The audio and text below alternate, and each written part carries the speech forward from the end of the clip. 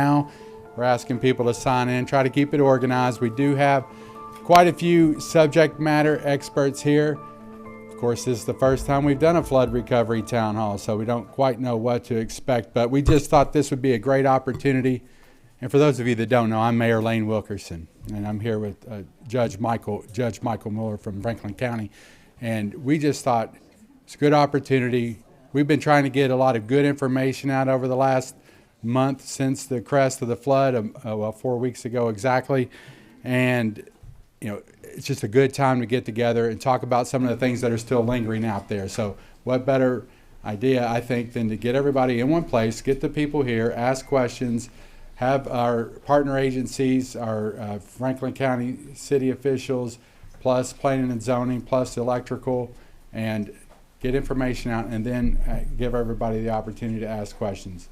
What we'll do is we'll call on people, we'll let our people talk, and then open it up for questions, and hopefully get out of here at 7 o'clock. That's the plan. Do we have a hard cutoff there, Frankfurt Plant Board? Hopefully.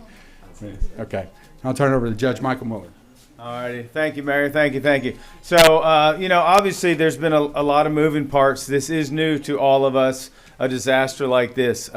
It's been going on, seems like 4 weeks now.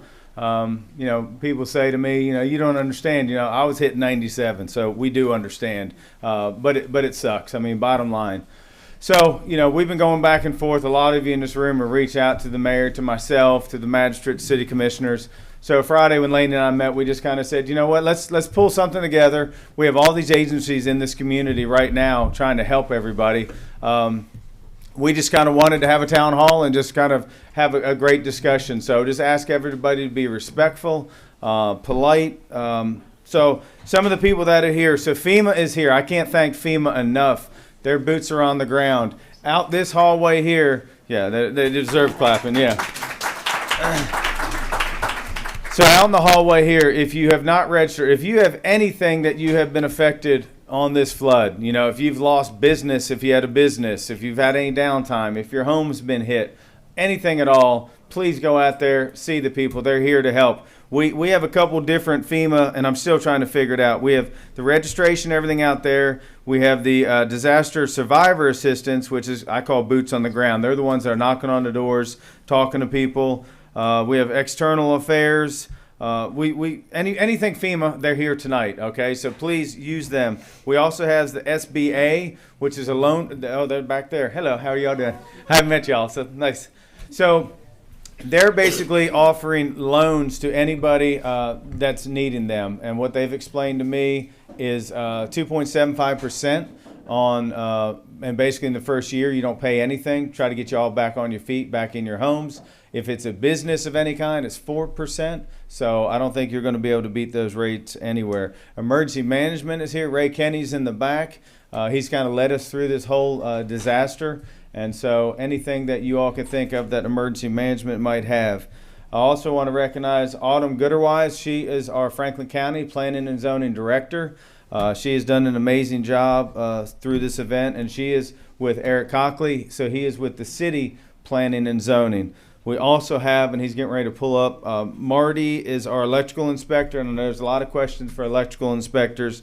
Before I forget, Tish in the back has wanted me to announce tomorrow night from 5 to 8 at the American Legion on Versailles Road is a free, if you've been affected by this flood at all, they're doing a spaghetti dinner. So on Versailles Road, so if anybody can make that, and then if you haven't been and you want to go support it, we are doing donations. Another thing we're going to throw out there is community fund. So the community fund was set up. Do you know what the numbers in there now? 150,000. But it has been raised, but they distributed 50,000. Awesome. So yeah, we're at 150, but I know there's some big checks on the way. So Saturday night we are going to do a big concert fundraiser. So it's Franklin County's 230th birthday, but we've invited the city to join us. It's going to be at Lakeview Park. The past mayor, Bill May, is bringing some big music acts in. I think there's 8 food trucks, beer trucks, bourbon, all kinds of things next Saturday night. So, I know there's a lot going on, and it's probably not what some of y'all are thinking about right now, but if anybody wants to come and help, that would be great. So we do have a sign-in sheet up here. instead of getting into long presentations and stuff, I mean, I think we could just jump right into Q&As unless anybody wants to do anything different. If that's okay with everybody, we're all here to learn. I'll tell you all anything that we know. The one thing we don't have information 110% on is the buyouts. So I know FEMA, we're still waiting on that. We're waiting on the president to kind of sign what he needs. We had a presentation from the, Ray, am I getting this right? NFCS. It's a USDA program. So what they had told us in that meeting is if your home is located in the floodplain, that they will do a buyout program, and that is rated on what the value was before the storm hit. So we don't know if that's a 75-25 or a 90-10. That's all determined, I think, from the president pretty much, or the federal government. So typically it's 75-25. So what that means is if you decide, you know, I've had enough, my house is in the floodplain, I just want out, I'm done. Basically what would happen if it's in the city, you know, you deal with Eric. If it's in the county, you deal with Autumn. You just come to us, fill a bunch of paperwork out, I'm sure, and then what they do is 75% of it's paid for by the federal government, 12% by the state, and 13% by either the city or county, wherever it's located. So I do know that that's been one thing that people have talked about and they're unsure about. So if you're in that mindset, then that's definitely, I think, something that that we can talk about. But that's something that's evolving, you know. And I think one of the biggest things is we just ask people to be patient. You know, this has all happened pretty fast. To you all, it's not fast because a lot of you all are displaced, and we understand that. But we're trying to do the best thing we can. So I know the city and the county have waived all fees. A lot of people are unsure why we still need building permits and things like that. But there's certain things that we have to do. I'm just going to kind of think off the top of my head for a minute. Another thing a lot of people don't understand is why you have to go through the Division of Water to get a permit. That is all something that is required from the feds. So I called Sarah Geddes and I said, hey, is there any way we can bypass this step? She said, no, not if you don't want your federal money cut off. So they have dedicated one person to doing that for Franklin County. So typically it takes 2 to 3 weeks to get through that process. I think they're doing it in about 2 days. And that's also something that you come to our planning department and they can knock out for you. So it's we're trying to make this as seamless as possible. So Lane, you want to say anything else? I'm just kind of rambling here. You want people to do just present real quick or go straight into questions? You all have anything you want to say? Questions play out. Most of the FEMA and everybody else. SBA, you want to say anything, or did I kind of give a quick cliff notes? Yes, you want to come up? You good? Okay, they want to do questions. Autumn, Eric, do y'all want to say anything before we get going? No, I think you've covered a lot of it. I've got a stack of cards and some both building permits and those stream constructions permits, which the judge referenced. And yeah, it's been nice. They've been turning these things around much faster than normal. And so anybody that still needs to grab that stuff, pop by at some point towards the end of this thing, and I can throw some forms at you, or schedule a time for you to come by in the office, and we'll help you get it all filled out and sent in electronically, and hopefully turned around for you.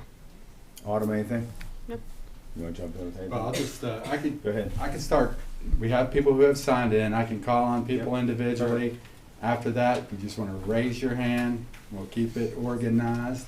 Yep. And hopefully we won't go, hopefully your questions will be answered as we go along here, but maybe things will pop up. Well, first, Doug Eads, you here? Yeah, sure. All right. Hey, Doug. So don't really have any questions, but I just wanted to come tonight and just say thank you to the county government, to the city government. Ray Kenny, I work for State Emergency Management. I'm an IT guy, no programmatic kind of stuff or anything. But I've been with EM for 15 years. So from the opposite side of it, seeing disasters happen, now from a flood survivor, I live down on Mulholland and had about 5 or 6 feet of water in the basement. But I wanted to say thank you to the county government, to all the agencies, to Marty, as electrical inspector coming out, turning things around, Frankfurt Plant Board turning stuff around. You guys did an exceptional job, from damage assessments to upscaling your EOC, because I know that you guys were hit with, not, you could say an overwhelming situation, but you guys stepped up to it. So I really want to thank you for doing that. The communication from the county and from the city, getting out the messages about what's going on, getting those DRCs at Disaster Recovery Center, getting those things stood up. phenomenal work. From FEMA, you know, I applied for assistance on a Saturday night. Someone was at my house on Wednesday, and money started flowing on Thursday. So you know, just getting that paperwork in correctly and kind of following the steps, that individual assistance was greatly appreciated. And so I'm just saying thank you for all the stuff that you all have done. You've done great work. I'm sure you can go back and look at it afterwards and say we should have, could have, should have done this, but given the nature of the situation, everybody did great work in the community. So. Thank you, Doug.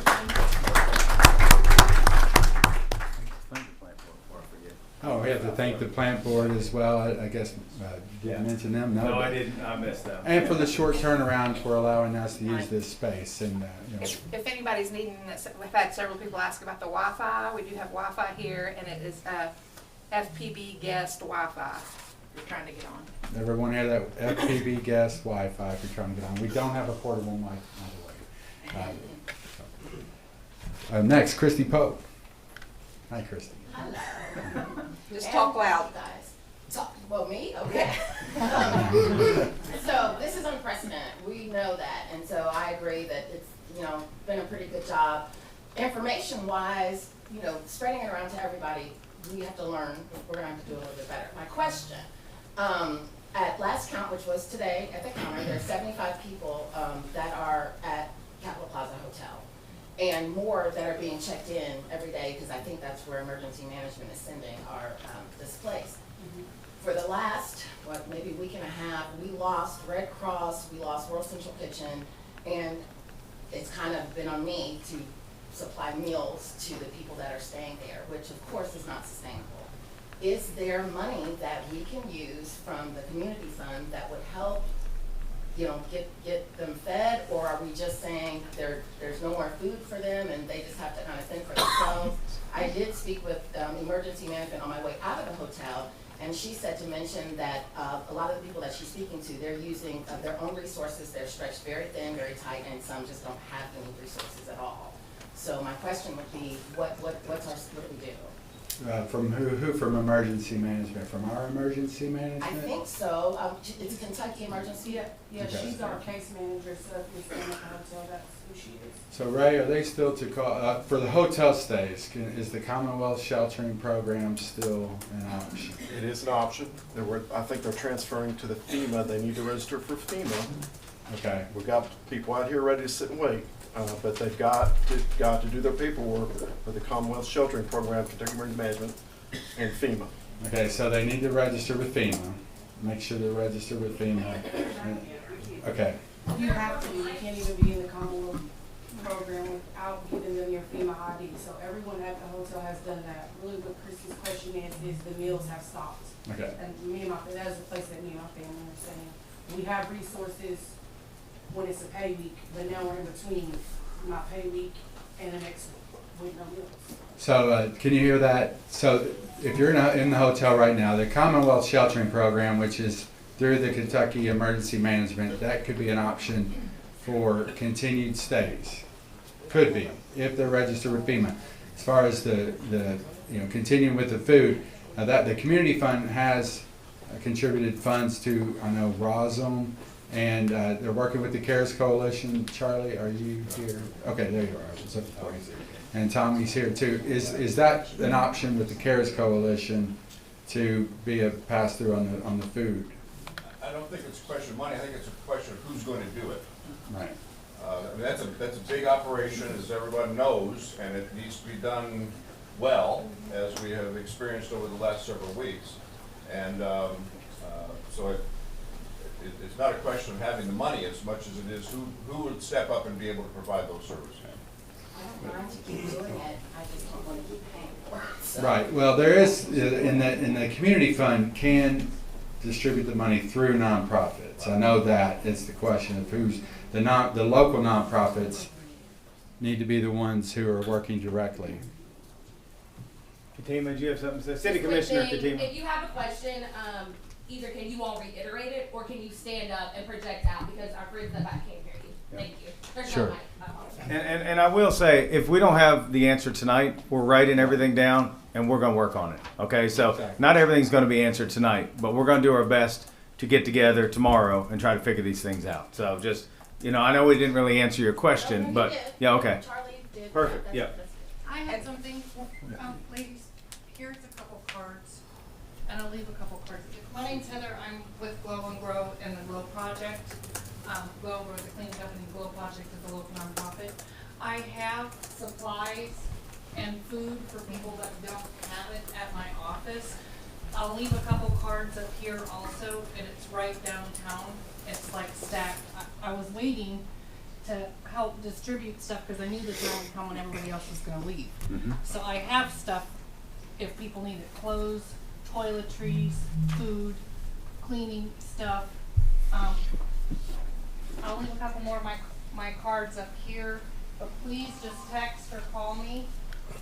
Okay? Thank you. Thank you very much. Yeah. Sounds like Are we able to donate to you Yes. that you can distribute? Yes, absolutely. Where are you located?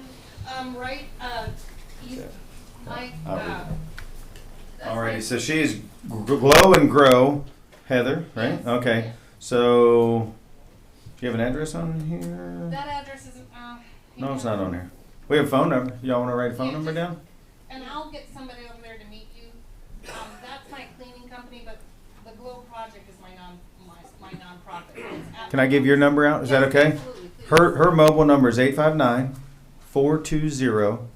859-420-5653. Thank you very much. Yeah. back to the, do you feel like, is everyone applied through FEMA or Red Cross? Everybody been okay to do that? Yeah, if you're in the community or whatever the Kentucky Emergency Management Housing Project is, you have to provide them with the FEMA ID. So every person that is in that has a pod for FEMA. So you feel good about that? Yeah, I can't even do it without it. So I think that's good. So now we know where the pressure point is on the food. Patricia. I just wanted to add, I've been helping here and trying to provide some of those foods, but it's not just about food being provided. She's living in a hotel that doesn't have a kitchen for her to cook for her children. That's the problem. So we could take them food boxes all day. It can't help her and her family or some of the 75 people that live in the Capitol Plaza because they do not have kitchenettes in the hotel. So the goal is getting those 75 people with children, and majority of them are children. At one time, there were 29 rooms at the hotel that had 32 adults in these rooms and 54 children. So you're looking at 1 to 2 adults in these rooms and 2 to 4 children per room. So these people need warm, hot meals because she doesn't have anywhere to go to cook a meal. If we give her something with a pop top, she has to go all the way down with her 2, 3 children and warm it up in the microwave that's downstairs in the lobby. So that's the issue we're having. How can we get them warm meals? Being that they are on a lower rate with FEMA right now, the breakfast did stop because it's not able with the hotel to be able to afford those meals at that low rate that they're paying right now for these victims. So that's what our goal's been. That's why Christy's been, paying a lot out of her pocket. I've been trying to find different people to volunteer and passing out cards and things like that. But the goal is getting hot meals in that hotel because they can't cook. And so when you say for these people to sign up through Commonwealth Sheltering Program, like who can tell us what that consists of? Does that consist of this young lady signing up and that she gets per diem per day per child to help her with food, or is it our community that's responsible for making sure they get food? Does that make sense? A little bit clearer, maybe? Yeah, the Commonwealth Sheltering Program, and Ray, correct me, I think that's just for the hotel or some other type of That's lodging, intermediate, not the food. intermediate going to FEMA transition. Right. And it could be all types of needs, but it's just that flyer that we shared, it's a one number up there to get mostly people's shelter. So could we confirm to begin with, we were being charged $50 per person at the Capitol Plaza, which then led to non-breakfast. Could we confirm if FEMA is also getting paid $50 is paying $50 at the Capitol Plaza, or they been bumped up to $99 per room? Because if that was so, only if you were from Walter Todd. That was Right, the that was contract for- for Walter Todd. right. If you are other than that, it is $99. it's $99, and that means you get a hot breakfast. So if you're paying 50, you don't get hot breakfast, but if they're willing to bump it up to the 99, then those folks can have a hot breakfast at the hotel. So that's a difference in between different people, like you said, staying, because you're in Bell Point, right? No, I live in South Frankfurt, So, and yeah. they showed me my contract, so it is the $99 a day for our household. I won't say for others, 'cause I'm Right, not sure. and it's not, for Walter Todd, I think it was 50 at one time, but I don't know what it is now that FEMA's taken It's over. 99, because I just spoke with someone before I left, and this is his 30th day, and it's Yeah. $100 a day, and he was like, So I that hope means they will can do get a that. hot breakfast. We just need to get that understood and get them tickets. Perfect. Thank you. Judge, Mayor, here's a microphone if anybody wants to come over Okay, and use it, perfect. if you can't talk loud.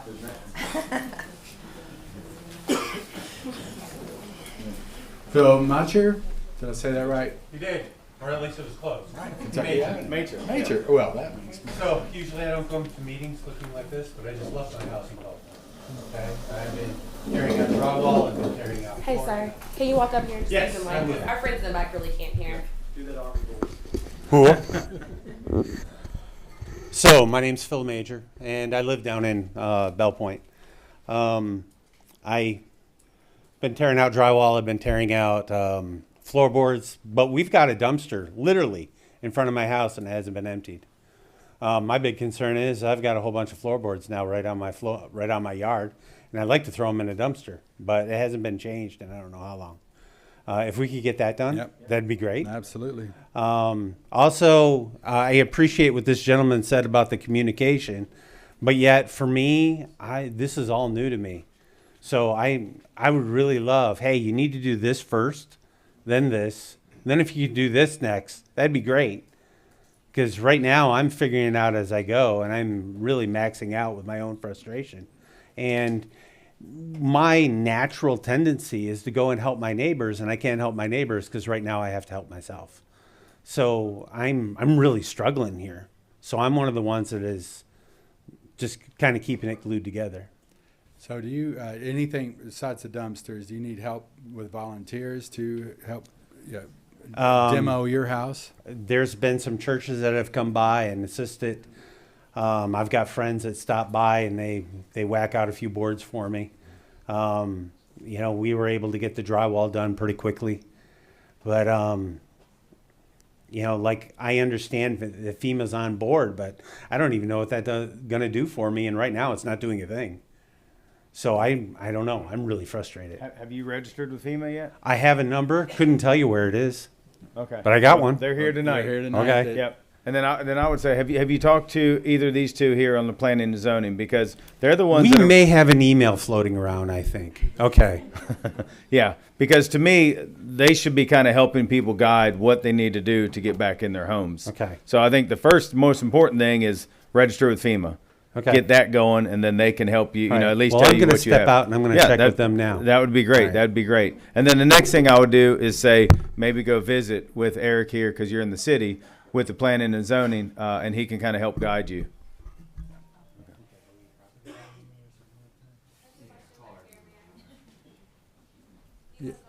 Yes, Susan?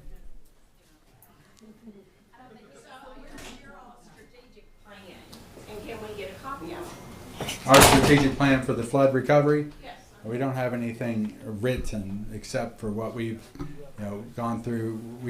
Thankfully, we had help from federal and state emergency folks who came in and helped us get through the original, the crisis. And the city doesn't have an emergency plan for themselves? We have an emergency operations manual, yes. And where can that be found? We have a copy of it for all emergencies, but for this specific flood, Understand the frustration that Right. there's not something for people to be able to go look at, to get a hold of, to know that they need to talk to the planning commission, to know that they have to deal with the electric, which changes every 5 minutes.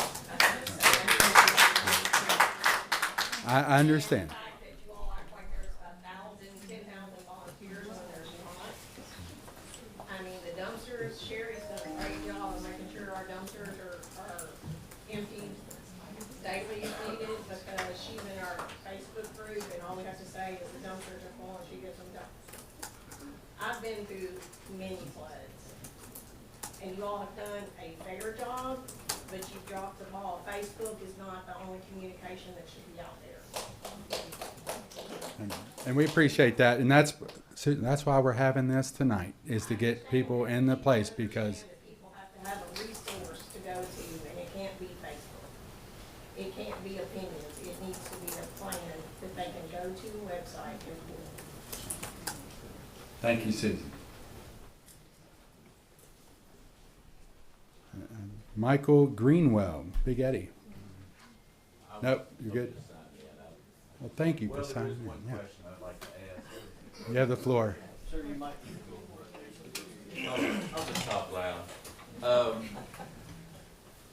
We're on Big Eddie, okay. After the '78 flood, all this time, we sort of know within the inch where those projections result in our case. But the flood wall was built in Frankfurt after the '78 flood. We're finding now that the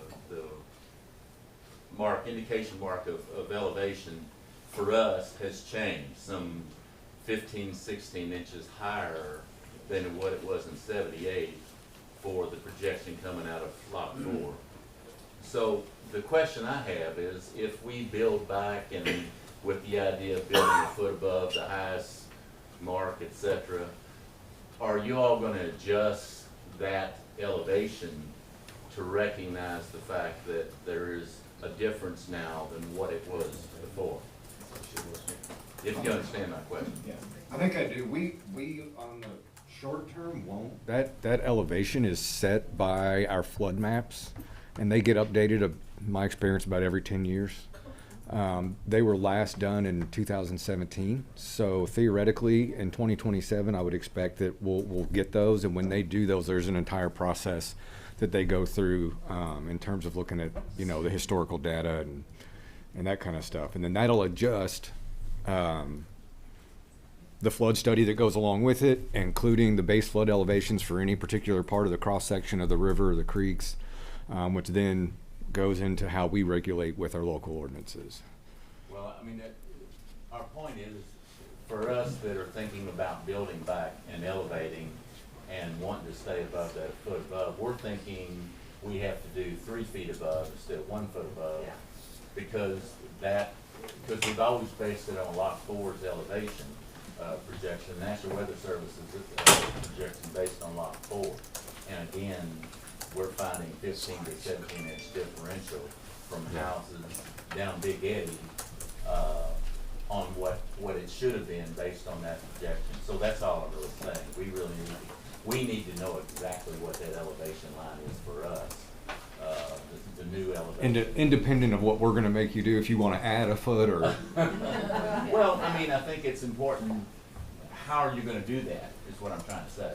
If you're going to do it like they did it before, based on Frankfurt Lot 4 elevation, then we would have been several inches under.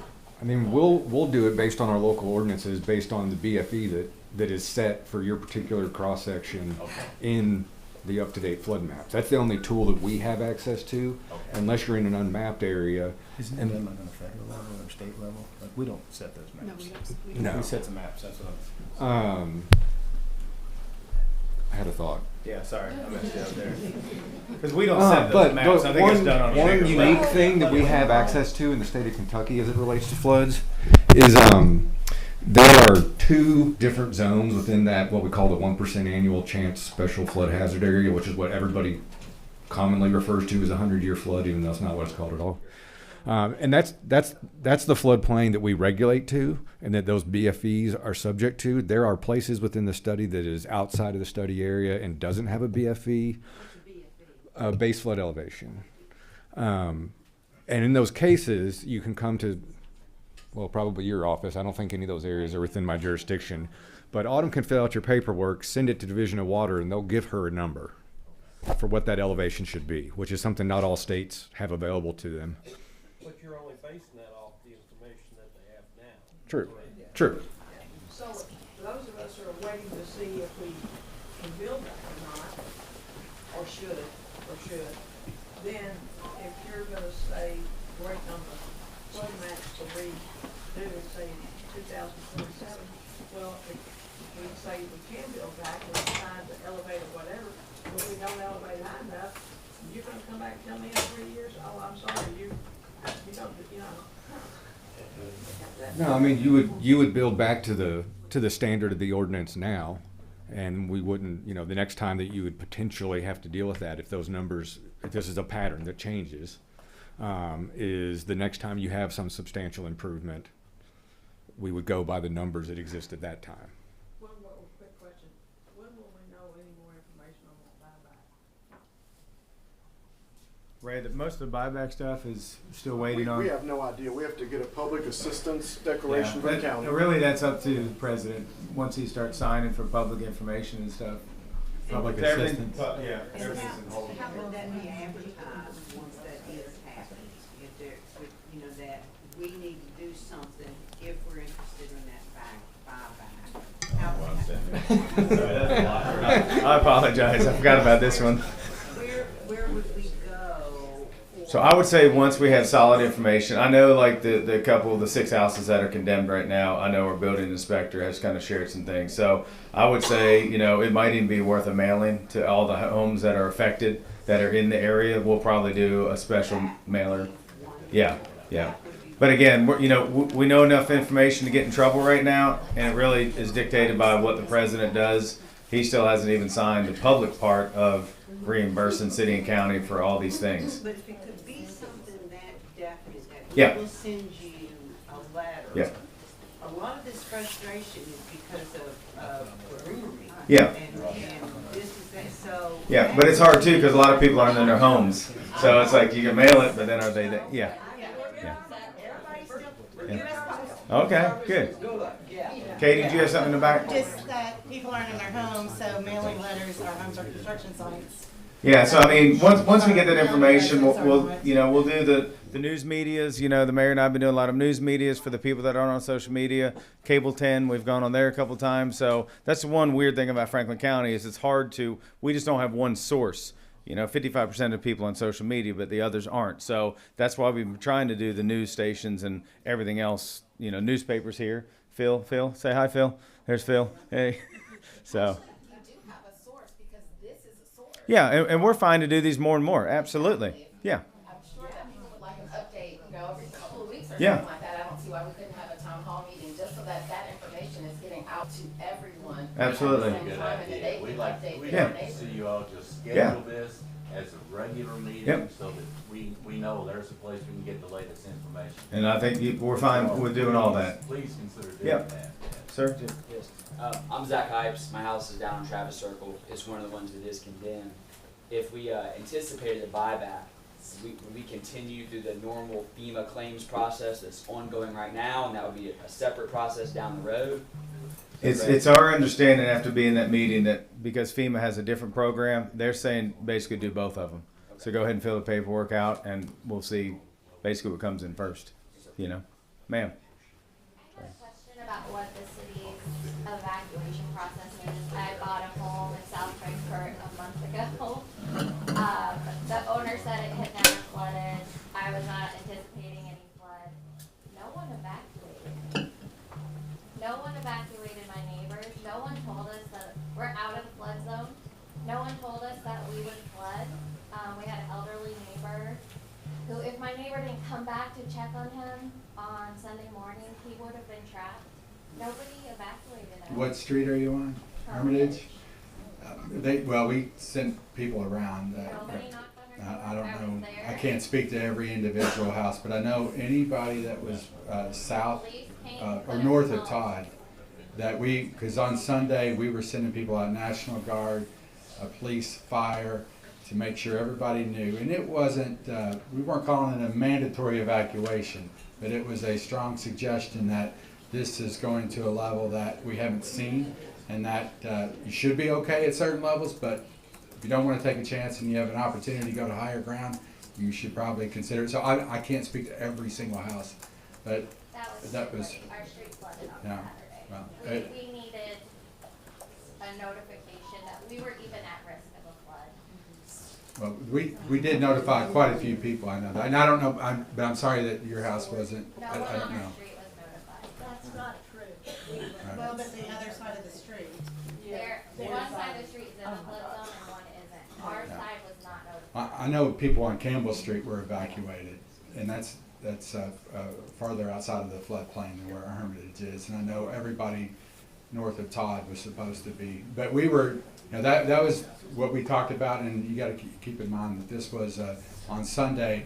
It went from a level that we see pretty regular. On Saturday, it went from a level of 40.5 feet, which we've seen 3 times in the past 4 years, to a projection of 49 feet overnight. So, we were, I think we did well to make sure we did not lose any life in the Kentucky River part of the flooding.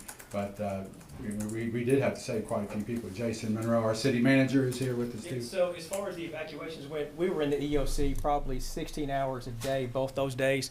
And we were getting the same information you all were. The predictions were changing rapidly. So it was the middle of the night, all of a sudden it was on everybody.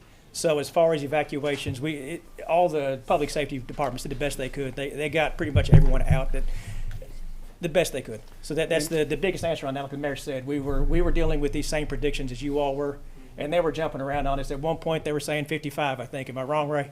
50 plus. Yeah, 50 plus. So we were lucky we got out of there at 48.2, right? So. By the gauge, not by the gauge. Right. By the gauge, not by the gauge. Correct. But yeah, it was. I think it was higher. No, but I hear what you're saying, and of course we didn't want to leave anybody at risk there. And some people we talked to, and they didn't want to leave, and we knew that would happen as well. And some of those people we did have to. They did have to get rescued. So. And now that you have unfortunately lived through one, and you have an idea what that number was that affected you, if you go to water.noaa.gov, you can watch those predictions. And even though this time they changed rapidly, you can kind of be watching that for yourself. It's even got like a river gauge notification that if you put in your phone number, that you know at what number you need to start paying attention, and it'll send you a text message and say, hey, the river's predicted to crest at this number. And if you can't find that, give me a shout and we'll help you navigate to it.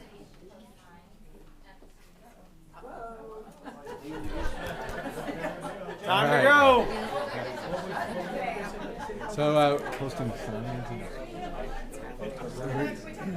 we'll go back to the questions. Everything else works, right?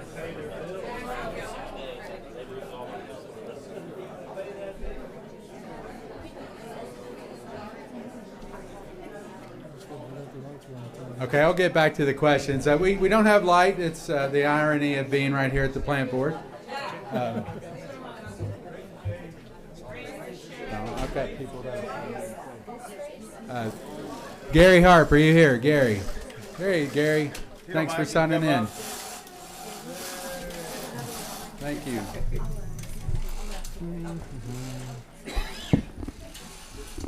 Like you said, my name's Gary Harp. I live at 207 Paul Sawyer Drive. I've lived there for 19 years, and during that 19 years, I've been flooded 4 times. My house was built in 1941, so it's 84 years old.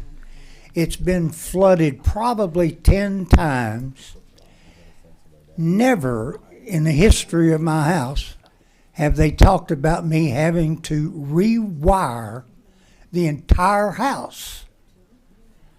All of the previous floods, I've been able to replace the panel, the circuit breakers, the electric outlets, the switches, turn the power on. The house has never burned down. It works just fine. This time, they're telling me I've got to rewire the whole house. Not just the switches and electric plugs. I've got to, and in my house, it was built in 41, it's solid brick. There are no studs in the wall. The wiring runs up through the masonry structure to the outlets in the wall. In order for me to comply with this, we are taking a $2,000 solution and turning it into a $30,000 solution. And like I said, my house never did catch on fire. It's got copper wiring in it. I don't think copper corrodes. I see no logic in doing this, and I understand that the reason is that there's a regulation that somebody conjured up, and it was implemented back in, I think, 2017 or 2018, but it's never been implemented. All of a sudden, with this flood, we're going to implement it. By what authority? Who? Why? Why in the world do we make a nightmare out of something that is already a nightmare? My house, it's in the historic section. It is a historic home. It was built by the guy that owned Frankfurt Lumber Company. It has so many unique features to it. It is unreal. And he built it knowing it was going to flood. The foundation is 16-inch thick solid stone that came out of the old distillery that was there back in the 1800s. Again, the exterior walls are solid brick. And I really don't understand. I mean, they're going to require me to just about destroy my house just so I can run some wires in there that are still good. So that. Okay, no, and I know electric's why a lot of people are here, so that's why we've asked Autumn, our planning and zone director, and then Marty, who does most of our electrical stuff. Marty, can you go ahead and grab the mic and speak, please? I'm Marty. Hang on, Gary. Gary. Yeah. There you go. I'm Marty, the electrical inspector. I'm following the state directive. You gotta talk closer to the mic. You gotta get right on it. I'm following the state directive, and this is what they are saying needs to be done. I've just handed Gary a letter from the state inspector saying that the wire is, no longer usable, basically, and from the manufacturer as well. So if I inspect it, I have to do what the state tells me as a state licensed inspector. But is there no authority that we could go to? Yes, sure is. You can go to the state and petition them and ask them to change it. What's that? Can we get the state here? He didn't hear you. Oh, yeah, maybe. I don't know. I can ask him. I don't know. It's the epitome of absurdity. Okay, so let me jump in here real quick, and I appreciate that. So I guess, Marty, let me ask you this. I think a lot of the confusion, because I knew we were going to get to electric, I didn't know this quick, but here we go. So I know you've shown me what the state inspector has sent to you and our team as far as the Romex. If it's been underwater at all, there's a piece of paper in there and it gets wet, and I don't think anybody's arguing that. So I think his question is, why is the rest of his home need to be rewired if it wasn't underwater? Is that kind of... Yeah, sorry, I didn't address that specifically. Yeah. And That's you fine. don't have to rewire your whole house. My wiring has been wet 10 times before. Well, I think everybody is blowing this out of proportion. When I say rewire a basement, we're getting calls back that I said to rewire the whole house. So whatever portion of wiring that was underwater is all that has to be replaced. Well, in some instances, yes, that may be the whole house. I'm going to read the email real quick because I knew this was going to come. Doug, I'll get you in 2 seconds. NM cable is designed and is listed by the manufacturer for dry location only. Article 334.6 says NM cable shall be listed. Article 334.12B4 states it cannot be used in wet locations. Once the cable has become wet, the original listing has been compromised. The NEMA guide is the general consensus of a group of manufacturers of how their equipment is allowed to be handled once wet. And NM cable, it's basically Romex, has been wet and is marked to be replaced. NM cable has multiple conductors surrounded by paper material that is the envelope by a plastic jacket. The problem is water will get between the outer plastic jacket and the conductors and remain there. The paper material is soaked and will never dry. Allowing this cable to remain without having something from the original manufacturer stating the cable can be reconditioned with their instructions on how to, and the reconditioning being completed by a qualified person or group will void Article 110.20A. again, I'm not trying to make enemies in this room. This came from, because I asked Marty specifically, Daryl Morgan, who is the electrical division, director for the state of Kentucky. So I think to Marty's point, I guess we're getting a lot of questions. Why does my whole home need to be rewired? And every time somebody has come to me or called, I've asked Marty to show me, I trust Marty, trust me, we're a team here. But I said, why does it have to be? And he showed both instances to me, and it says rewire the basement that was underwater. Nowhere on there did it say to rewire the whole house. So there's kind of a disconnect, no pun intended, between, maybe what an electrician's saying and maybe what Marty's saying. So everyone's going to have a little different, I guess, thing here. Go ahead, ma'am. Is there a place on either the city or county website we can access that information directly instead of calling Marty, calling you, every individual one of us emailing you? I think, we can do that, but I think a lot of it is every house is a little bit different. And what he's dealing with, he's gone out at least 3 times every day, and somebody would pressure wash the whole side of their house and say, well, the water wasn't in there. And he walks around back, and you can see where the line is. So, yes. Oh, it happens every day. I don't Yeah. even count February as a flood now. Yep. This is my first one. I would like an online resource I can go to and say, okay, we're at the electrical place. What do I need to Okay. do? And what do I need to do? Yep. Autumn, we can do that, can't we? HVAC system. Step. Mhm. What do I need to do? Okay. We're getting it all through social media, Yeah. neighborhood groups, rumors, and that's probably a lot of the heat Marty is Yeah. taking.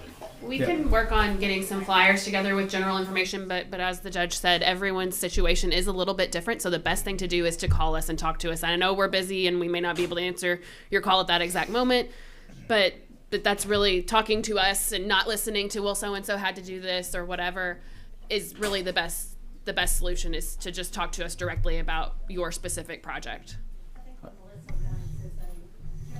Right, yeah, and we can definitely work on that, yes. As far as, that first thing you do is rip out drywall or rip out the floorboards, dry the house. Sure. Sure, and I think FEMA has a lot of, yeah, sure.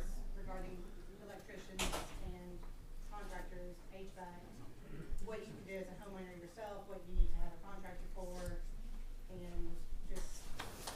Because our specific information, we talked to our electrician. Our electrician told us to call, not Marty, Eric. We called Eric. Eric told us to talk to our electrician.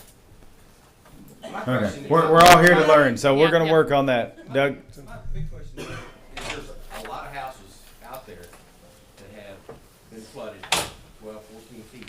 Their electric's on.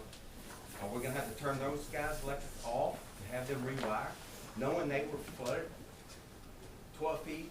All the wiring was flooded, but their electric's on today, right now? So I know being in the emergency meetings, and the plant board was in there. So the storm hit so fast and so hard, it took a lot of places by surprise.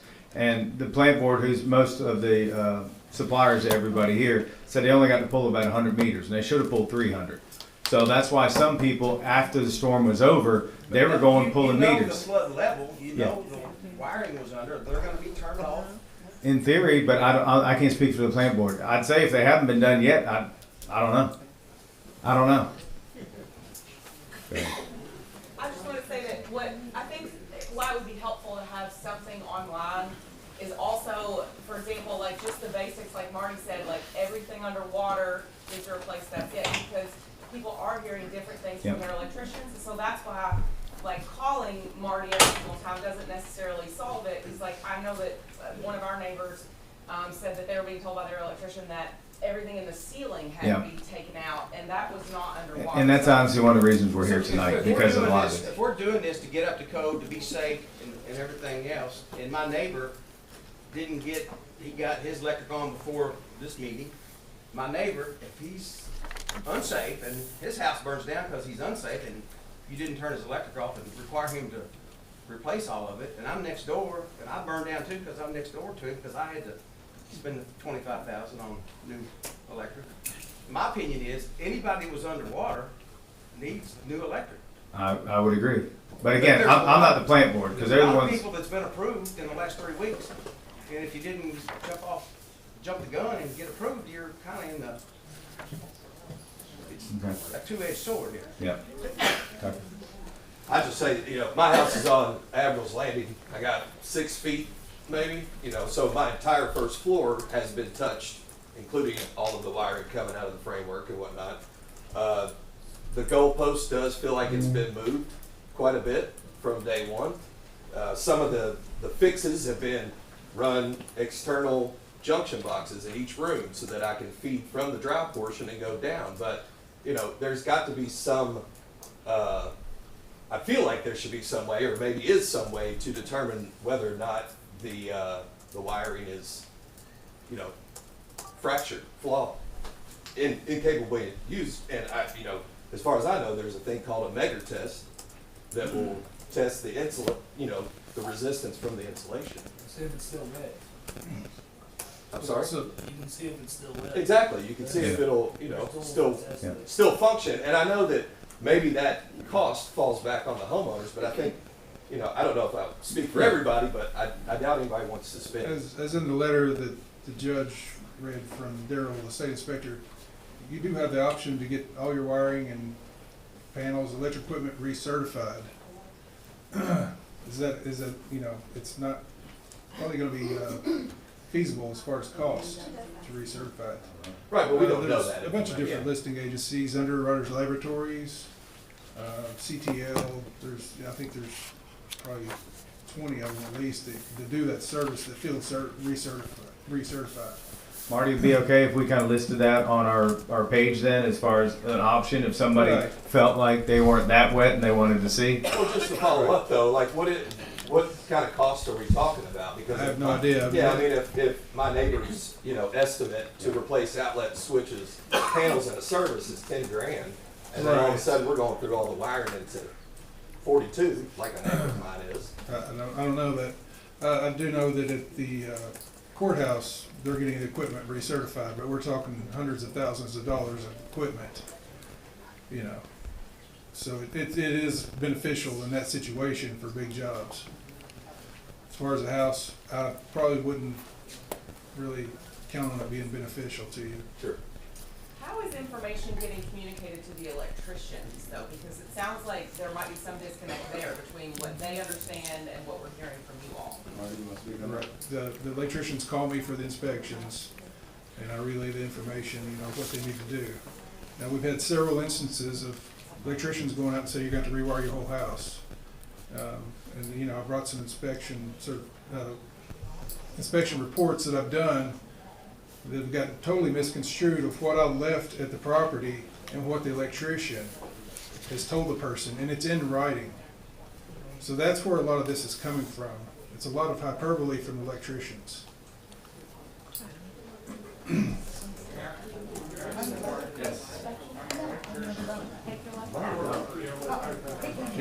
hear you, can't see you. Come up front. Let him go in.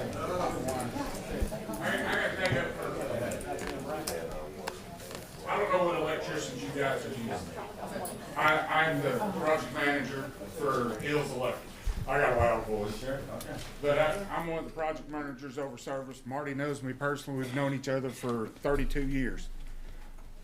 Like Marty said, I call down there and I have several customers here. That's why I came to this meeting.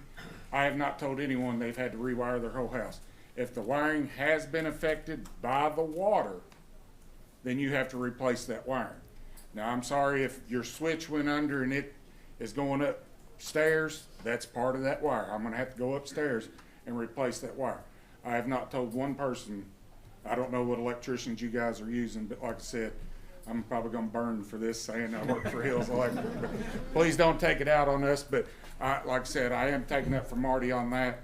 He's actually made phone calls. Is it a question for me? It's a question about what you're talking about, because, you know, we're talking about paper insulation inside of the plastic jacket. That's up to him. I understand it's a state rule. I'm just asking you as a professional, like, you know, water gets to an outlet, that's where that wire's going in. Are we, you know, under the assumption that that's gonna wick all the way up and destroy all of that wire? Or should we be listening to guidance from some electricians that are saying, you know, we'll cut it off at the dry portion where. And I understand Mr. Bright.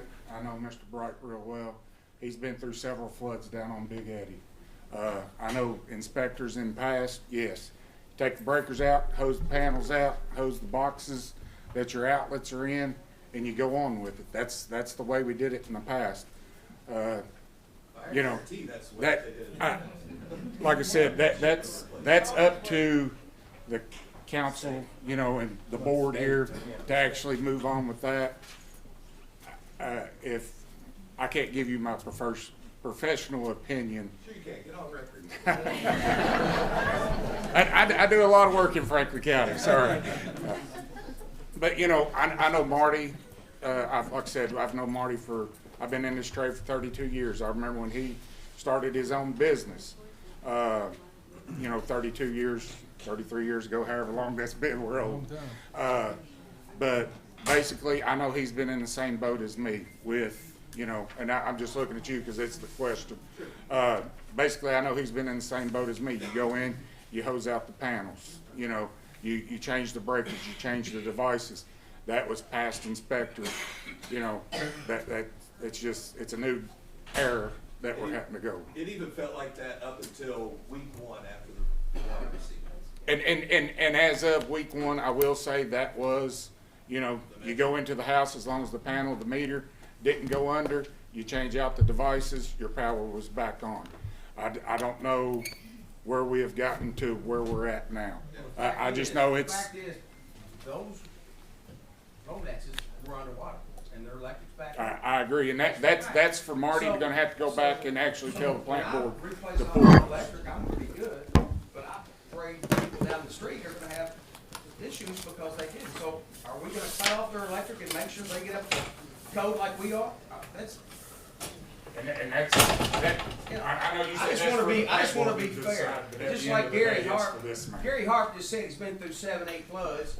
I've been through several. I was here in '78 when we had, and we didn't replace all the wiring, and I can't tell you one house that had an issue because they didn't, you know, get up to code. So, you know, now, Hey Doug, but what are we supposed to do when the state inspector sends this to us and I tells agree. Marty, this is what you have to do? So what I'm Part of the saying- things that screwed us was Woodford County was doing it wrong, and then they got caught by this guy. They were hooking people up and they weren't supposed to. And then they called us a couple days ago and they said, hey, we kind of screwed up. What are you all doing? Because we're supposed to do the same Is thing. everybody gonna be shut off that was under the flood waters? That's what I'm saying. I don't know. I'm not an electrician. I don't know. I just I mean, want, you know, yeah, I know you want the fair for everybody. I understand that. So, but again, we don't have a representative from the plant board here. I don't know where they're at. Marty, we can talk about it. That's something we'll figure out. So to address the questions you have about the people that were turned on right off the bat. So in the beginning, you know, this has been a changing process. We finally got it nailed down to where we're in a pretty good way now. But in the beginning, I was going out doing inspections, telling everybody, you know, everything that's flooded, when you get your power back on, you need to disconnect it. Okay, that went on for about a week until I was doing some inspections and started noticing the houses that, you know, that I'd turned back on. They were over there beating the drywall off with hammers with the breakers turned on. That's when I stopped. This was like lunchtime. I went back to the office immediately and said, Judge, we got to talk. This is not going to fly.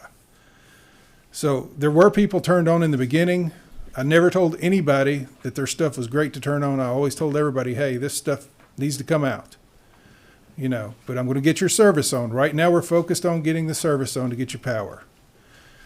Until it became, a serious issue that I saw that, you know, you've got volunteers in there working with hammers, beating plugs off the walls, wires are exposed.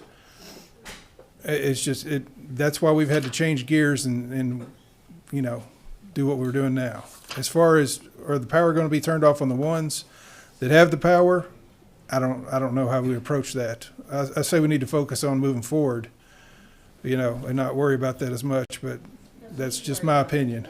We got insurance on things, and if the insurance doesn't pay for rewiring what was underwater, then we're looking at $25,000. Well, why would the insurance not pay for that? Are they going to pay for your heating and air, your flooring, your cabinets, your drywall? The cost to put our houses back together exceeds the amount that we're getting from insurance. Well, I mean, And part of that is that we have chosen to live in the floodplain, so some of this is gonna have to be. Hang on, I'm a brand new on homeowner in us. the floodplain. I already knew what I was getting myself into. I got as much insurance as I could, but now I'm facing certain things that are telling me it might cost a whole lot more. That's the reason I'm asking. And, but part, I mean, some of this needs to be balanced, that we need to accept, we chose to live in a floodplain. And we're not gonna be made whole, we are not gonna be made whole. And we do need to try to reduce the cost as much as we can, but there has to be some balance here between our choices where we live and what other people can do for us, with us, kind of thing. There's also a system that's always worked, too, Brenda. Like, there's a That's system true. that's always worked. That's true, but And all of a sudden they now- for 84 years. And now it doesn't work. But these people don't control what the NEMA guidelines are, what the state guidelines Right. are. And I do feel like they're advocating for us. And it's tough.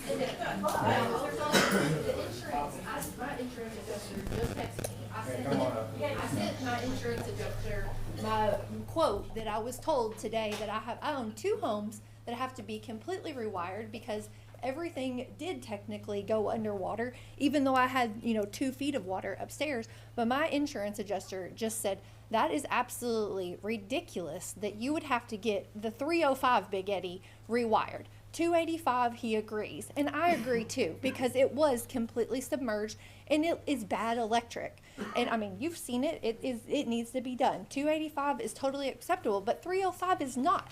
And I mean, if you saw the house, just like the other guy here, my house was built by Glenn Henning, and that man knew how to build a house to flood. When they took our drywall off, our electric was completely protected. So yes, you can see that the line was there, but that man put plenty of barriers in place to protect that because he built that house to flood. So I don't understand why we would have to do that. And I mean, that's, from my insurance adjuster, he said they will not pay for us to completely rewire that house. So yes, that would be on us. Yeah. I'm gonna let her speak real quick. Yes, hi, thank you, everyone. My name is Donica Farnham. I represent the U.S. Small Business Administration as Public Information Officer. If I do this, can everyone hear me better? Okay, no, it's no problem. It's no problem. So I wanted to respond to both you and the young lady who was just up here. It is an unfortunate reality that... Thank you. That recovery from disaster is a piecemeal approach. The likelihood of you getting all of your recovery needs met from a single source is unlikely, and that's that's the fact of the matter. And so the homeowners, the survivors, are left to sort of receive aid from various sources. You will note, as I'm sure many of you have experienced, as I have personally experienced with insurance, they will deny you for things that should be rightfully covered. Your home should be covered for its full replacement of the electrical. Why wouldn't it be? It's been flooded. You pay your insurance premiums. You will find, excuse me, I'm out of breath. You will find that you may be denied. And so what do you do in that case? What do you do? You've been paying. What do you do? Yeah. So. Let her speak. Sorry, buddy. You got the small business administrator. I understand, but she's here from. I'll wrap up shortly for you, okay? Yeah, no problem. So FEMA is here. FEMA can, we recommend that you register with them first. The assistance that you receive from FEMA is in grant form. You don't have to pay it back. It just goes straight into your account. You can use it immediately. You may have some portion, some sort of shortfall left over between what you are able to receive from insurance and FEMA, any other source that you might have, and the total cost of your recovery. There's going to be a gap. The SBA is here to help you fill in that gap should you be interested. We have low interest loans that can help you cover whatever remaining costs may be. Your other options, you might have to dip into savings if you even have that option. You might have to take out a credit card at 30% from Home Depot or wherever to cover these costs. Our interest rates are 2%, 2 to 4. Yeah, 2 to 4, yeah. And as well as for businesses. So you don't need, if you have a business that has been affected, we'll help you with that as well. The point is that you're not going to get all of your assistance from a single source, and we recommend that you come and talk to us. So I have a question, and my name was on the list, 3 Are you Deborah? Thank you. Deborah, you have the floor. Okay, so, first of all, I don't gamble with buyouts. Until you tell me there's a buyout, I gotta like kind of look for the future, right? So I'm applying for FEMA, I have my flood insurance, I have all these things going in, waiting for the adjuster to tell me what he's gonna settle on. So the question comes, and Autumn, thank you for visiting my house, is my riverbank. The riverbank did drop. I'm only, what, 6, 7 houses down from the ones that you can down. So my question is, if I apply to SBA for a low interest rate loan, which I feel that should be covered somewhat by the state or the people who monitor the locks or whatever, because that burden should not be all on me. I've lived in my house, what, 4 or 5 years, and I watched the river every time it flooded. This is the first time I've experienced a flood, and if you saw what I saw of how fast that river goes down, and then when we crest, and then when the river starts dropping, you can almost see where it's like a section that forms. So there's other issues that we have with the drainage in Big Eddy. Yes, I'm a Big Eddy person. I have 2 floors that got destroyed, no belongings with the exception of clothes and glassware, so I'm kind of right there with all of you. If it wasn't for Mary letting me live in her RV, I would be homeless. So the fact is, how can I go to SBA when I don't have that amount, right? I don't know what is going to happen. And everybody's saying, apply for SBA. Well, I don't know what amount I'm going to need. Sure. That's number 1. 2, with this whole cycle of the electrical, I've called initially, I have been put on a list of every single agency there is. There's only been 2 that have actually come out. And Autumn and a gentleman came out with Autumn to see my house. And then there was another group that came, that was after I spent money for mitigation. And and I saw Marty when I went to Hills and got a temporary pole put up for electric. Yeah, because they pulled on the meters. So there's something wrong with the cycle. So I don't want to do anything to my house until I get that estimate. We're all in the same boat, correct? We're all in the same boat of our land. I mean, the amount of dirt that I put into my yard is now all washed away. So all that money's gone. So you're just in a vicious cycle, and it's like, but then there's a buyout. So how, you know what I mean? So there's just like, what does that mean? So if I do this, this, and this, is that money gone? I don't understand any of this. Sure. So that's where I'm kind of confused. But it's a great question. But the riverbank is an issue, not only for me, but for everybody on that little bend that has homes. That riverbank, since I've lived in that area, has declined significantly, more so than what the previous owner had told me about, and even the wife of the original person who built my house. So there is a problem, and it's not something that's going to go away if it's not fixed. So I guess my question is, what is the intentions of the riverbank in itself in stabilization? Because you have a lot more houses, that riverbank is going away. And that covers Paul Sawyer too. Yeah, we lost Banger in 2021. Let the Small Business Administration answer that first part, but Thank you. long-term Sorry, I didn't mean stabilization. to rattle. No. We'll get to that. Great question. There were several issues in there I'd like to address for you. The first about applying when you don't know how much you're going to need. You don't know what the total cost is going to be. You'll be receiving those numbers as you're dealing with your insurance company, as you're dealing with FEMA.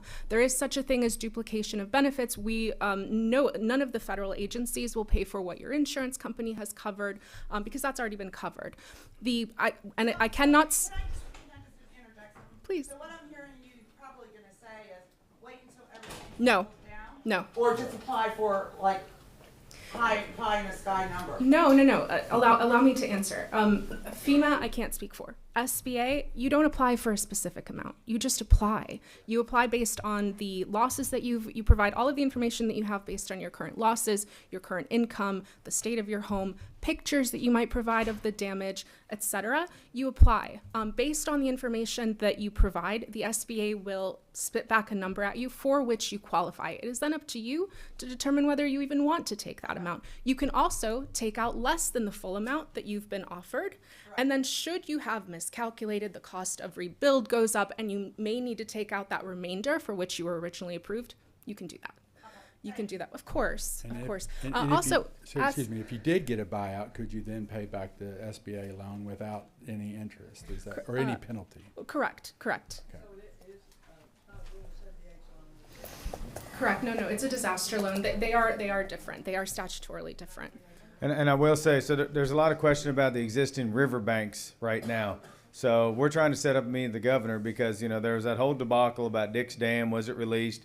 Was it not? That was a big whatever. That was all planned. But I do think there's something to be said about the river going down too fast. I mean, that's what's sucking the whole sides in. So, and I do think we need to be dredging, you know. I mean, if you think about it, these things weren't flooding before, but it hasn't been dredged in many years. So there's probably 10, 15 foot on the bottom of that river that's full. And that's why we're seeing things like this right now. So it is our intention to go talk to the governor, to the Corps of Engineers about getting back to doing what we feel like they should do.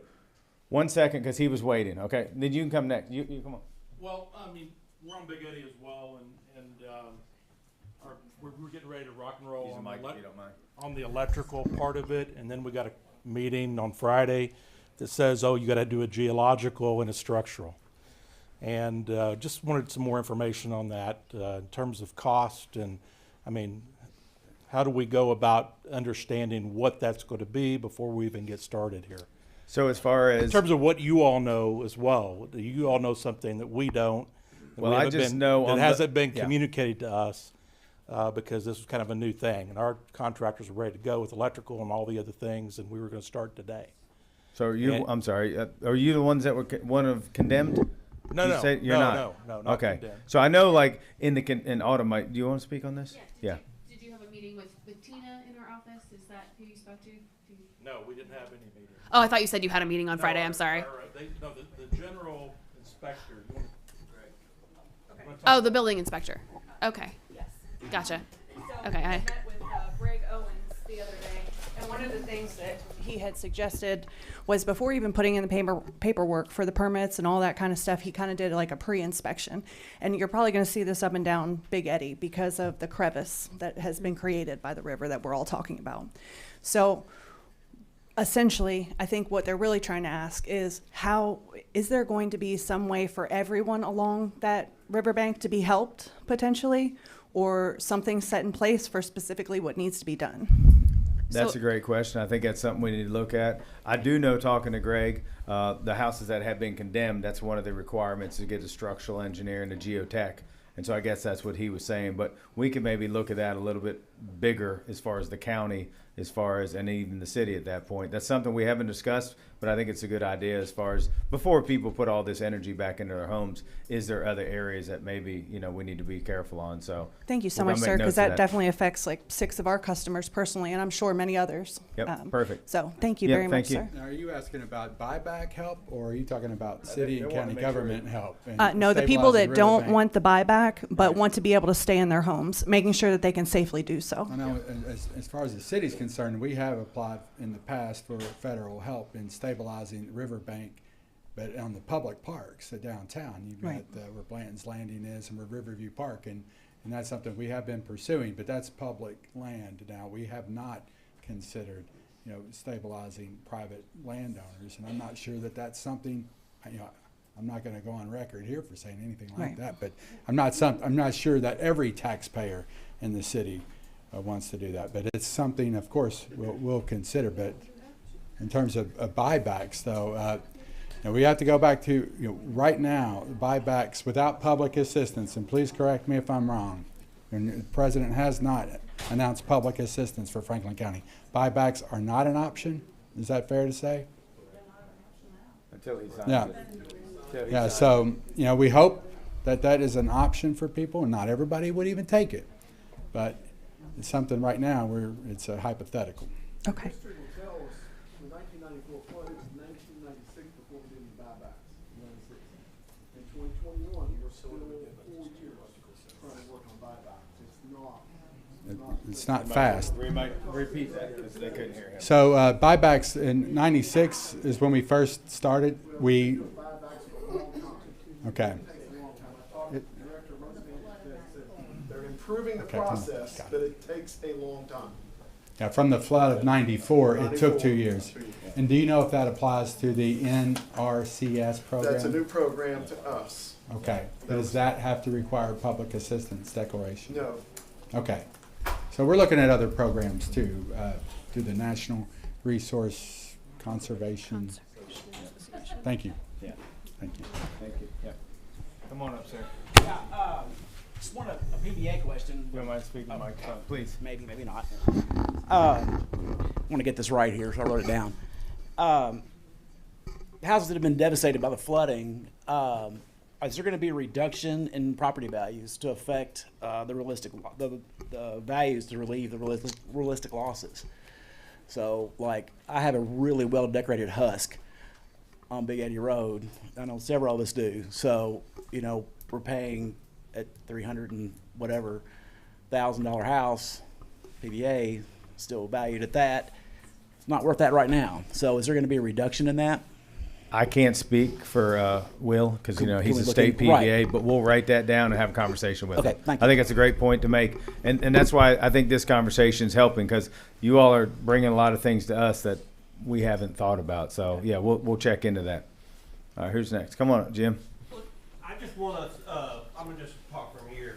Go back to the electric thing because I think a lot of people in here are concerned. Can we possibly get like a state appeal or something? Is that something you guys can at least work towards? I don't know. I'm going to defer to Marty on that one. I'm not an electrician. I can ask, that's all I can do, so I will make. Well, it would be nice if they had someone here from the state office. Yep. Okay. I'll see what I can do for the next meeting, and I'll propose the question, that's all I can do. Can we also, Get their phone number, their name and phone number. can we make sure at some point, like if we have time, that we touch on that affidavit that maybe not everybody knows about? And just maybe explain it to people that don't, you know. Okay, we'll go ahead and just do that now since Tucker brought it up. So when Marty said that things kind of switched gears and things got bad because he was going in these homes and there was wires hanging, there was a bunch of volunteers in there, and you know it becomes a liability, honestly, for our inspectors. I mean, we have to go by what state law says. So Marty did come into my office and he said, Judge, I got a good idea. I've been thinking about this. So Marty, do you want to just real quickly talk about what you, and I appreciate you coming up with this because I think it's helped a lot, but I think a lot of people in here might benefit from hearing exactly what it is. Sure, so I've printed up several, I think there's 15 here, if some of y'all want to take some. Hold on a second, let me get them broke apart for you. So basically, you have a couple of options when it comes to putting power back on your home or property. You can set a temporary pole, as always, under any construction. We always allow a temporary pole. Speak closer. Or if you want to get power back on your house through the main service, if the service equipment wasn't flooded and your breaker box and your service is good, you can take all the wires that were flooded out of the panel box, put in a couple of GFCI breakers, and drop down below the panel and put a couple of plugs. That'll allow you to have construction plugs inside your home. If you're saying, well, I don't know which wires are flooded and which ones weren't, I won't either when I come look, so you need to pull them all out of the panel if you suspect any of them were. Just pull them all out of the panel. It won't take your electrician just a few minutes to pull them all out of the panel. You know, go with the 2 GFCI breakers and a couple of plugs below your panel, and, you know, I'll be more than happy to turn your power back on that way. You got something? Thank you. I got 2 things. I'll just do a share out for folks. Sullivan Pulsar Drive, my house was flooded. It's all over the news, like a lot of our houses all over the news. So my panel box is in my kitchen. Marty came in my house. It didn't flood. my meter didn't flood anyway either. So they popped my meter back in. Marty gave us the guidance, our second floor is okay, our first floor is not. So what we've done thus far is we rewired our basement and our exterior to get our HVAC system back on, which just came back on today. That was around, I think Mark Wilson did it for like $1,400. And then we're gonna do the first floor, and we're doing waterproof wiring this time. And like I'm doing it because so I'm not an electrician, but I was in the Air Force, I worked on avionics and fighter jets, weapon systems. So I know a little bit about circuits. A lot of our wiring was old. So we had old metal boxes, old cloth cable, and stuff. And so that stuff being wet, it can cause an arc fire. So it's a cost, but just think about it. There's some safety components to it. You don't want to be down the line, and there's a fire that breaks out. I do understand Gary's my neighbor. Hopefully we can figure out something for Gary.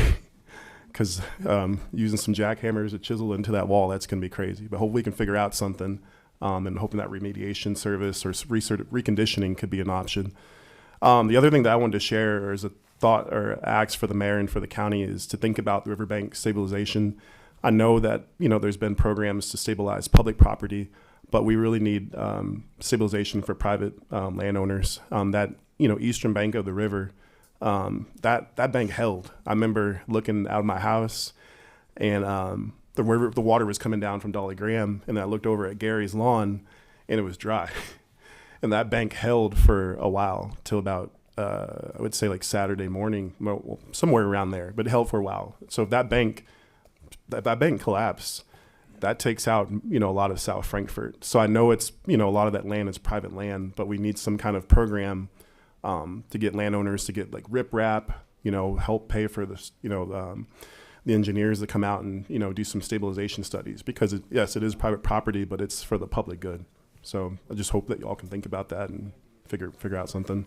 There actually is a state program that helps homeowners that's not public. So there's a state program. I'm trying to look up what it was called. I can't remember it when I worked at LRC, but they will come out, they will inspect your area, and if they deem that it's, I guess, caused by nature or something like that, then they actually fund the project to stabilize that. So I can try to get some more information. That way we can follow up on you, if you don't mind, yes, please. For the All right, Wells Drive we're area.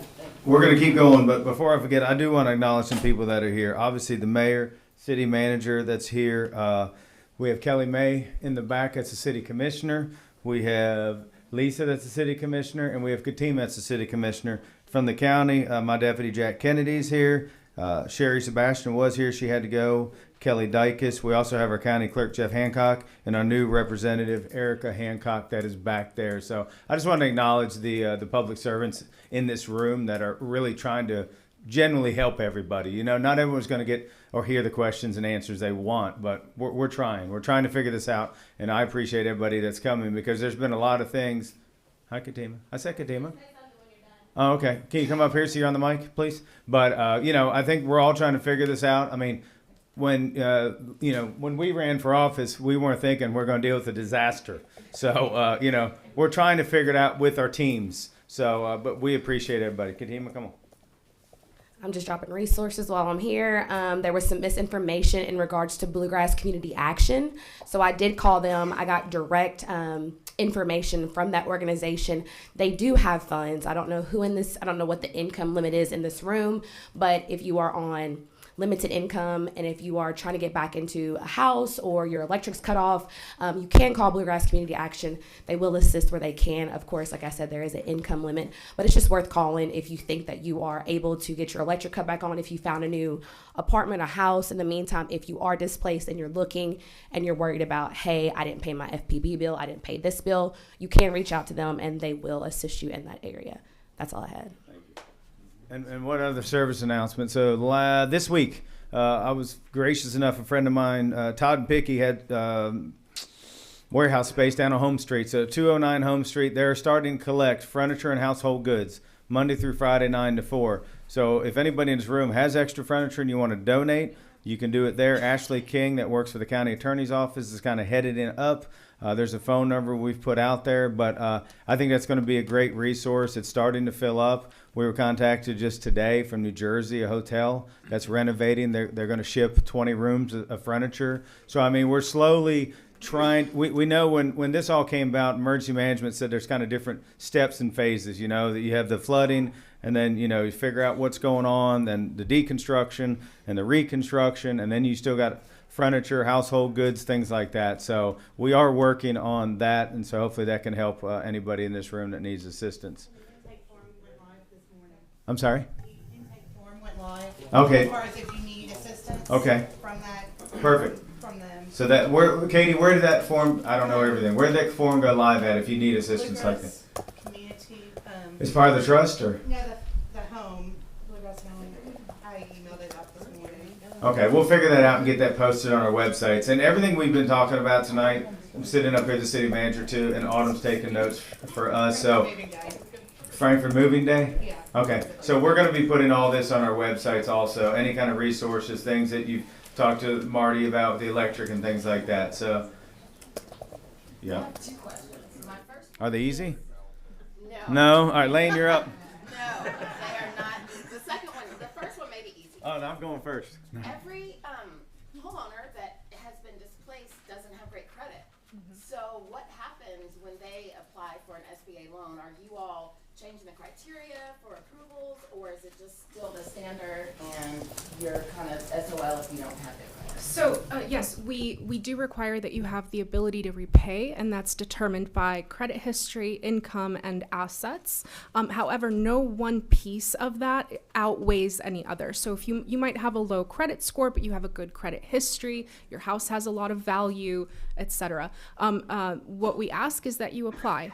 The worst that can happen is that you're denied, and in the meantime, you will be able to receive assistance from FEMA, and then we can also refer you for what's called other needs assistance, which is a third tier of assistance that FEMA provides that can then bring you closer to whole. So there are always options, and I did want to speak to you about the food program. I think I've got a source for you. Okay. Okay, my second question, the hard one. That's Mayor. Yeah. So, not that any of us want this, but clearly our weather patterns are changing. What happens next time? Well, that's a scary thought, and as a mayor, I'm thinking about that now more than ever. And it's just like, you know, the distance between these two, the major floods, 47 years. You hope that the next one's not going to happen for another 50 years, but there's nothing to say it won't happen this December. And as a mayor, that's once we get through this short and intermediate term, trying to make sure that everyone's in this room's taken care of, everyone who's not here. We're thinking about the long term here, and that is working with the state and federal partners to see how we mitigate the flooding damage. How do we control the Kentucky River? And if we can't, how do we make sure that the people that are living nearby aren't financially too put out? But I don't know what that answer is.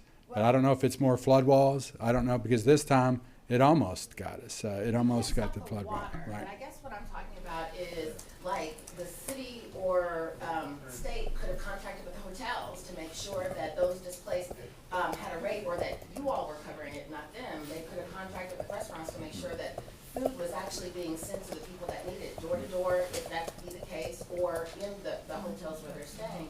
So I'm just saying there probably should be a centralized like office or something now that we need to think about, where this is all that's discussed and thought about, because the rains are gonna keep coming, and it may, you know, we may not all be back in our place before something else happens, and people need to have a plan in place, especially the ones that have no resources. They have no money. This hit them when they probably had $5 in their account. So, you know, that's just something to think about. Everybody is not privileged, so. And CARES Coalition has a contracted rate, do they not, with the hotels?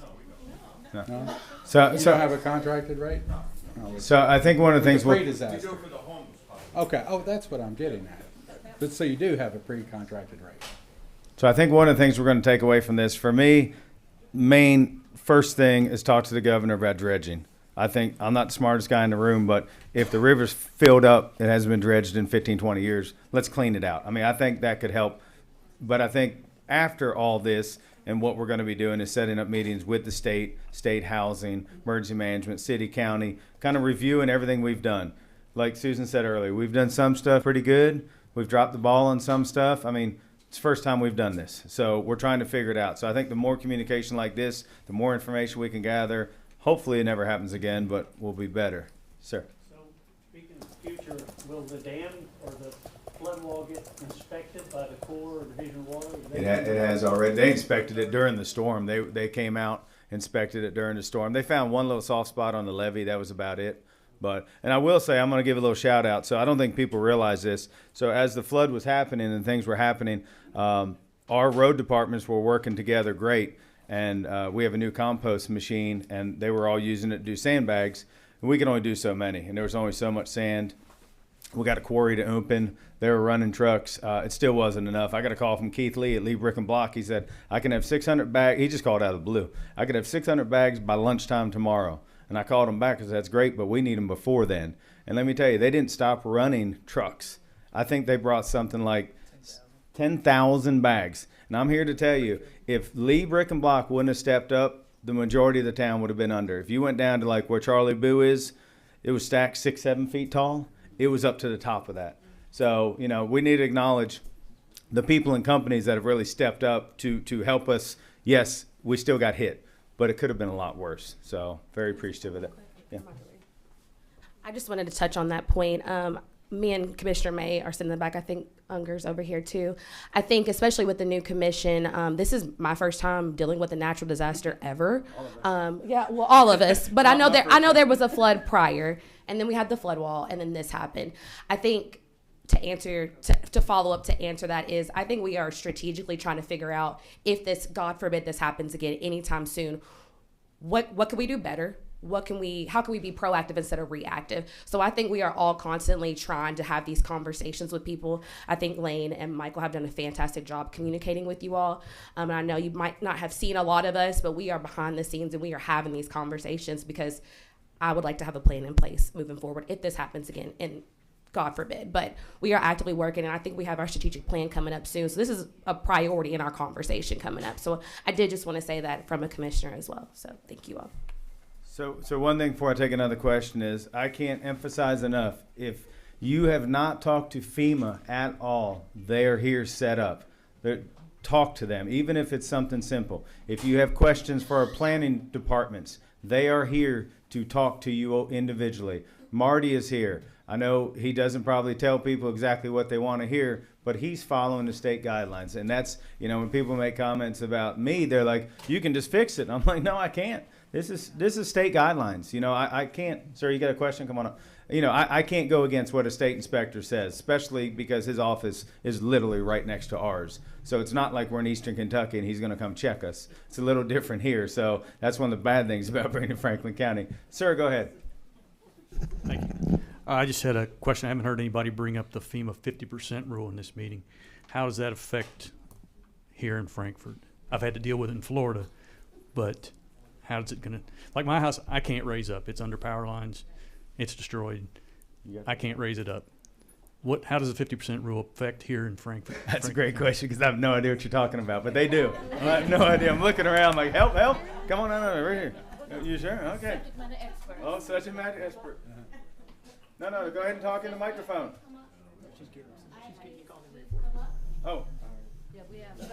She's getting some. She's getting an expert. Okay. I thought she was leaving. I was like, man, that ain't cool. Leave me standing up here. She's at the side door. Did y'all see that? She's like, yeah, see y'all later. There you go. All right. Sir, can you answer that gentleman's question about the 50%?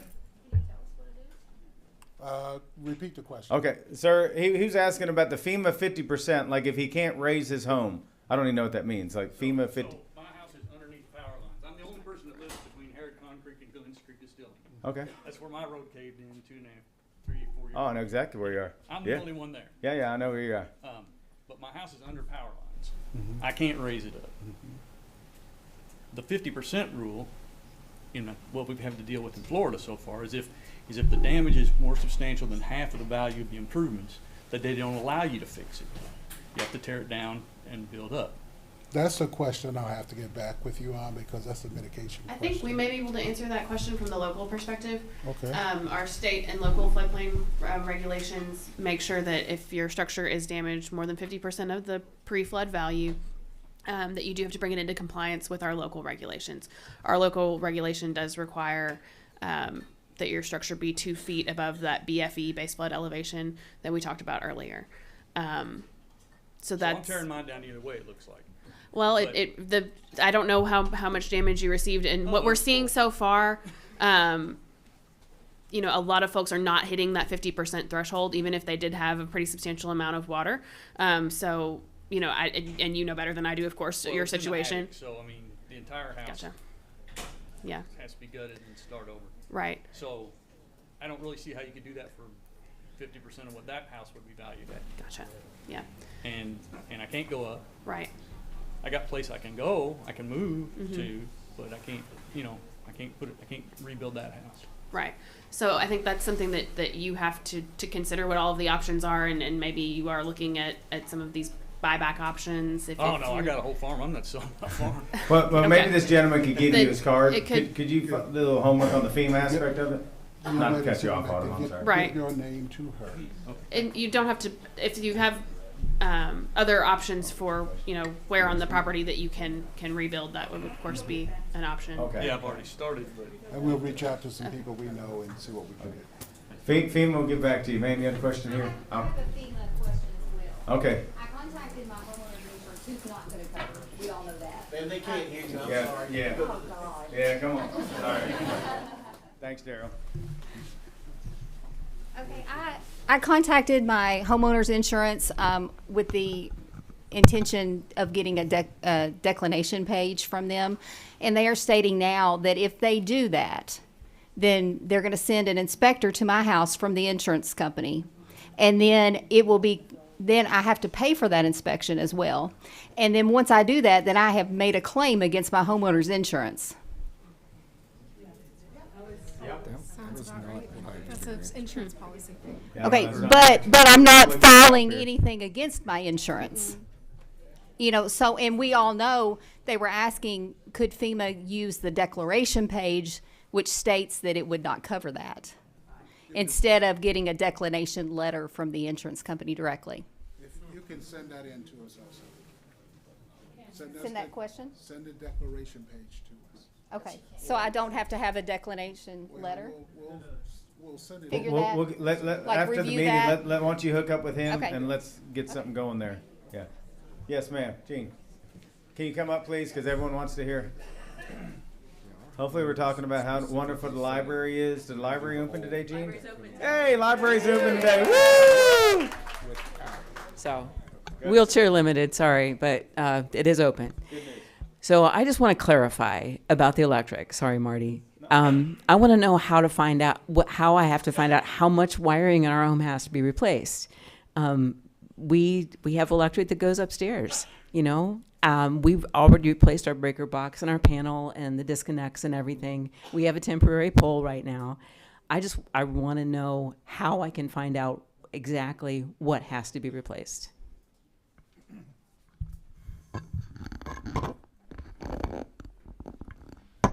So I guess the short answer to that is anything that's been underwater. I've got some pages here that says even if the ends of the wire was under the water.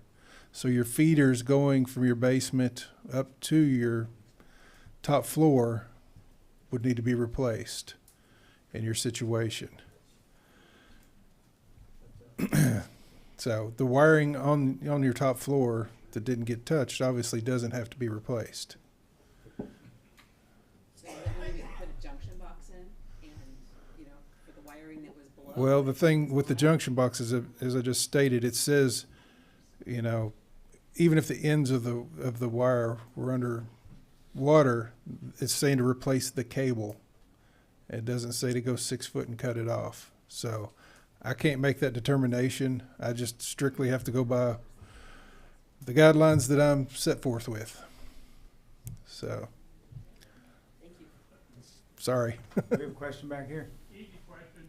What is the BFE? Well, I know varies by location, but what is the base flood elevation in river feet? The question was, what is the BFE river feet? I don't know off the top of my head at each location what the BFE is relative to your river feet calculations. It's done as an.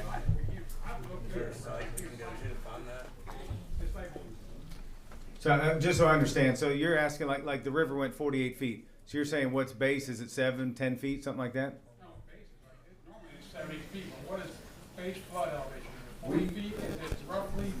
I know it's not going to be exact, but what is the roughly number?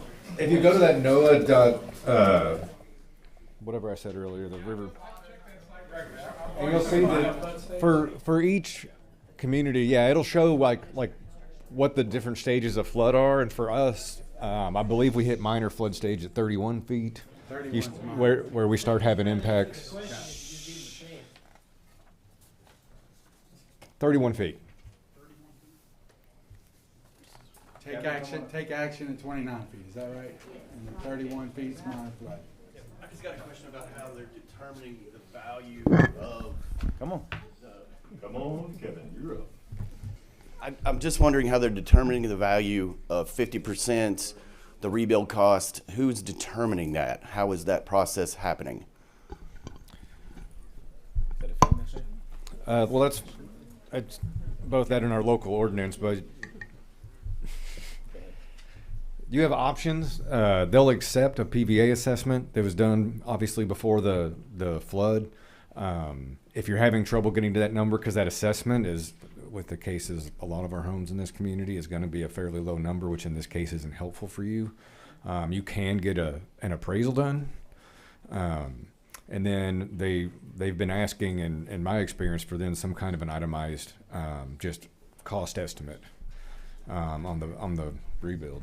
I would add that there is a tool that FEMA has provided online that is a substantial damage estimator, and that's what we've been using at the county in addition to those other things. And it has part of the tool is that you input the total square footage of the house and all of the aspects of the construction of the home, and base it on an average price per square footage to replace the structure. So that is, we're able to kind of generate that value based on what it would take to reconstruct. And there's a percentage that it takes into account for if the structure was in pristine condition before the flood or if it was already degraded a certain amount.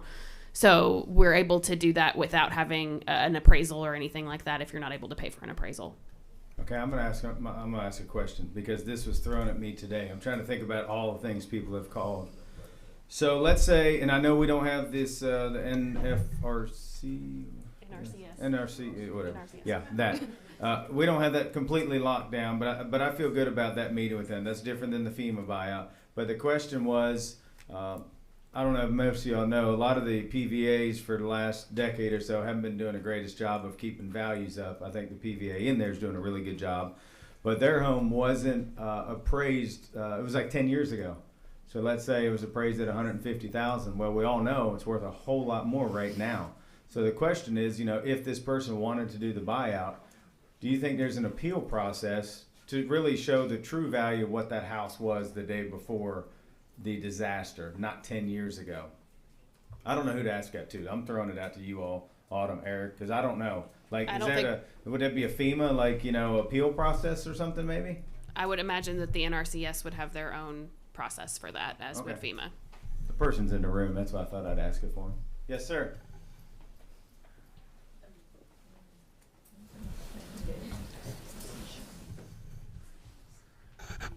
So while we're on this topic, I had some dealings with this issue myself personally. My wife and I, we have a 3-bedroom, 1-bath house on Travis Circle Road.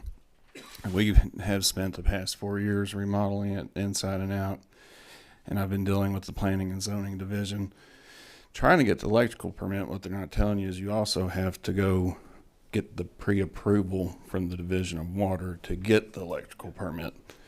So whenever they did an estimate for our house, they said it was worth $84,000. I personally, I'm a contractor on the side, and I was going to do the work myself. I submitted an estimate with hourly rate of $14,000 to replace the electric, drywall, and flooring. The county came back at close to $56,000. So right now I'm sitting at 67%. I do have a retroactive appraisal scheduled for Wednesday. Is this going to work for me to be able to move back into my house and have electricity turned on? My understanding was that Tina had already processed your permit, that we went back and forth with asking you for some more information to clarify, and we were able to ultimately land at a percentage that was below that 50% based on the information that you were able to provide for us on those estimates and things like that. Again, it's been said several times, this is our first flood. And you were the first person that we did a floodplain permit for, so we were using that new substantial damage tool that I was talking about before, and we're still figuring out how that works. But I believe you're good to go. Okay, I mean that's good for me, but and if the rest of these guys run into a similar situation, maybe you should look into retroactive appraisals. It would have been nice to know that before that I scheduled the $250 appraisal, but I mean it is what it is. That's good news. Another topic I was wanting to address, I'm a civil engineer. I've worked for a transportation cabinet for the past 24 years. I specialize in structural design, foundation design, and I'm a geotechnical engineer. I'm just kind of curious as far as when you all were mentioning have the structural analysis and the geologic survey. I can't remember exactly what you're calling it. What you're talking about with that, are you all wanting to have slope stability analysis performed with a rapid drawdown event? I mean, what kind of guidelines are you pushing this for? Because there's a whole plethora of costs and fees that engineering firms are going to start charging these people to have these performed. And to be honest with you, I have seen some slopes behind the houses that at the current slope configuration, it could possibly pass as a safety of one with a rapid drawdown event, which is when the water comes up, saturates it, and then drops real quickly. Your soil is about 34% heavier at that point. So I was just kind of curious exactly what you all meant by that. So unfortunately on our staff, we don't have anyone who is an engineer who is able to assess the stability of the bank. So it is on the property owner to figure that out. And the only cases where that is 100% necessary are the homes that have been condemned so far. If they want to be able to move back into those homes, they need to have the bank evaluated. I think that our building inspector did talk to some folks in the area who have similar situations where it's not gotten to the point that they've been condemned yet, but we are looking towards the future. And I think he suggested that it would be a good idea to have that done before you start rebuilding. If there's a chance in the future that the bank is going to continue to fall, it's good sense to go ahead and have that evaluated before you invest in reconstruction. I don't think that we've said it's required. It may be that it would be required for certain types of foundation if it's within a certain distance of the bank. I'm not an expert on that, but that's kind of where we're at with that. And there are certain standards of care that are used in the engineering industry, just general guidelines and things like that, which I have a hard time understanding how you have an individual on your staff that's condemning properties without having an engineering background. Typically that's really frowned upon. It's practicing without a license, and you can be turned into the board for that. So is there anyone other than the county engineer that has a PE license that works for the city or the county? We contract with HMB Engineering for county engineer services. Are they evaluating each one of these slopes that you're condemning? They have not. I would suggest that would probably be something that you all should look into in the future. Thank you. Before you continue to do that.